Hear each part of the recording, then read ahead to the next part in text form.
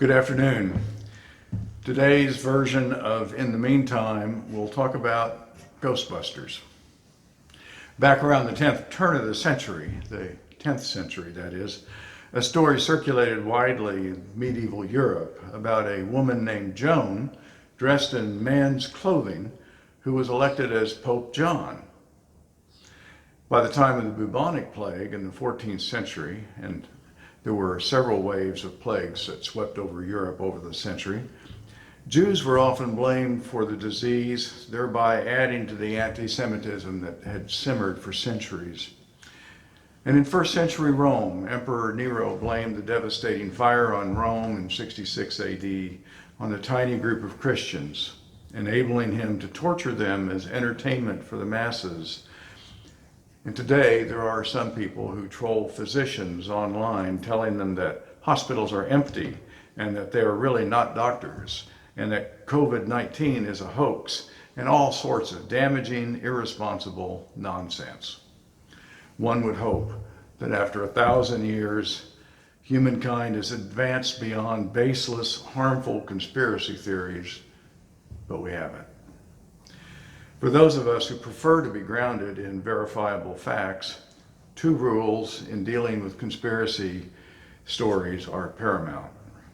First, do not try to argue with someone retelling a conspiracy story. They do not listen to facts. They have their own set of facts and sources, which they will always view as more reliable and accurate than yours.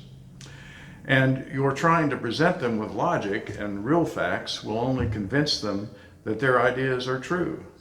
The best strategy to give them is to give them more aluminum foil for their tinfoil hat to keep out those dangerous alien radio waves. Secondly, do not make fun of conspiracy stories, and especially do not make fun of them online. Doing so only makes the teller of conspiracy stuff believe that their story has some credibility. If it did not have any credibility, then you would ignore it. If you are making fun of it or arguing with them, then the story must have some degree of credibility. The best strategy is to ignore nonsense. Do not give it a second thought. If a friend tells you this stuff, change the subject.